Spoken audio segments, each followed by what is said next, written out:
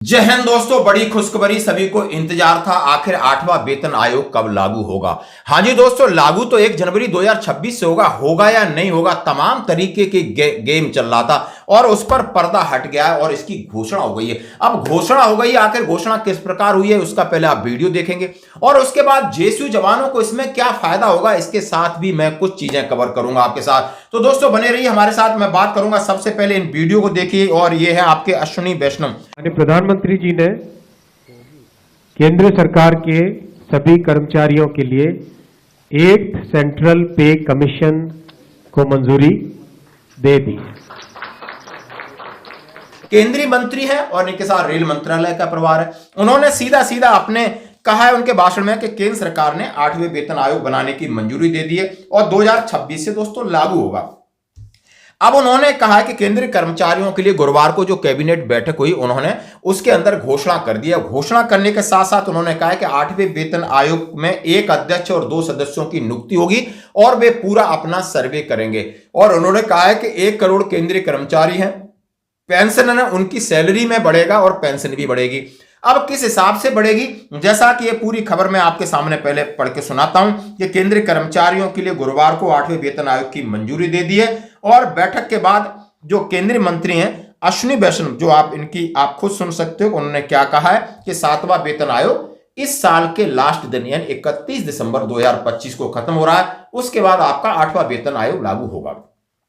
अब दोस्तों होगा क्या, उन्होंने कहा है कि जितना जो स्टोरी है वो मैं आपको बाद में कवर करूंगा, लेकिन यह है कि आपको 31 दिसंबर 2025 में जो आपकी पे बन रही है, पेंशन बन रही है और उसमें आपका जो डीए बन रहा है 1 जनवरी 2026 तक का, वो उसमें ऐड किया जाएगा। यानी वो खत्म हो जाएगा, डीए मर्ज होकर के पूरा एक कहानी बनेगी। उसके बाद एक फिटमेंट फैक्टर निकल के आएगा जो डॉक्टर अकॉर्ड फॉर्मूला से, और कयास लगाए जा रहे हैं कि आपको 1.86 की हो सकता है, 1.88 हो सकता है, 1.92 हो सकता है, 2.86 की मांग है, लेकिन होने के लिए आपको मैंने बता दिया कि कितना होगा। और जैसा कि आपने मेरे वीडियो में कभी देखा होगा, मैंने इसका जिक्र किया है, तो उसके हिसाब से आप सिपाही है वो पे लेवल 3 में आता है, नायब 4 में, हवलदार 5 में, नायब सुबेदार 6 में, सुबेदार 7 में, एसएम 8 में, लेफ्टिनेंट 10A और 10B में आता है। तो जो उनकी पेंशन है, तो पेंशन में डायरेक्ट उनका कितनी बढ़ोतरी होगी, तो लगभग आप समझ सकते हो 1.88 या 1.92 के हिसाब से होगी।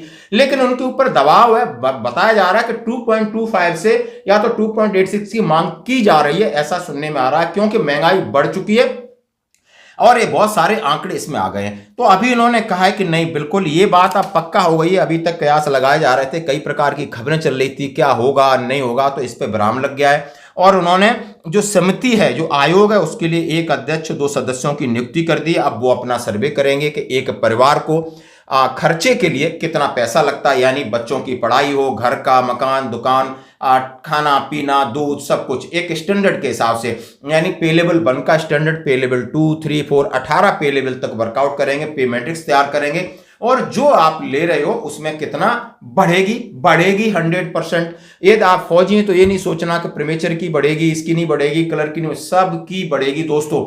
आप किसी भी प्रकार के पेंशनर बढ़ेगी, आप किसी भी प्रकार के केंद्रीय कर्मचारी आपकी बढ़ेगी। भले डिले होने में हो सकता है, लेकिन आपको उसके साथ कम्यूटेशन भी बढ़ के मिलेगा। तमाम चीजों की इसमें बहुत सुविधा होते हैं। पेंशन आने के साथ आपकी ग्रेच्युटी बढ़ेगी, कम्यूटेशन बढ़ेगा, लीव इन कैश बढ़ेगा।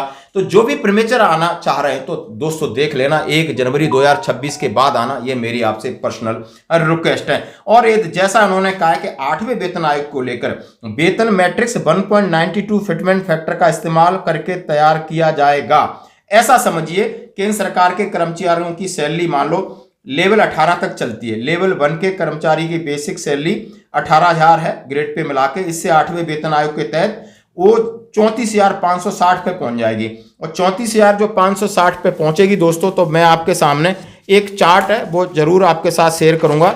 यदि आपकी 18,000 है तो डीए कितना बनेगा, 64% वहां तक, तो टोटल आपकी हो जाएगी 29,520, जो कि मैं दिखा रहा हूं।